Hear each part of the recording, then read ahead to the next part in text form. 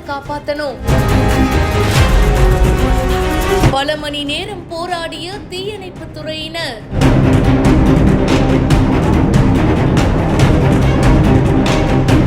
கழிவுநீர் தொட்டியை சுத்தம் செய்யும் போது நடந்த துயர சம்பவம். பரபரப்பான வீடியோ.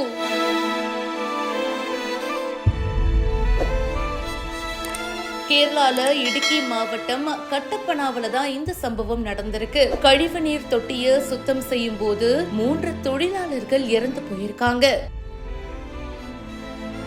கட்டப்பனா புளியன்மலா சாலையில இருக்கிற ஒரு ஹோட்டலுக்கு முன்னாடி தான் இந்த சம்பவம் நடந்திருக்கு. தீயணைப்பு படையினரும் பாத்தீங்கன்னா பல மணி நேரம் போராடி இருக்காங்க. காவல்துறையினர் மற்றும் உள்ளூர் வாசிகள் ஆரம்பத்துல ஆக்சிஜனை கொடுத்து அவங்கள காப்பாத்த ட்ரை பண்ணிருக்காங்க. ஆனாலும் முடியலங்க.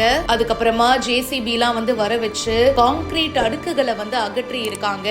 1.5 மணி நேரமா இந்த மீட்பு பணி நடந்திருக்கு. 3 பேருடைய உடலையும் மீட்டிருக்காங்க. யாரையுமே காப்பாற்ற முடியல. இந்த சம்பவம் அந்த பகுதியில சோகத்தை ஏற்படுத்தி இருக்கு.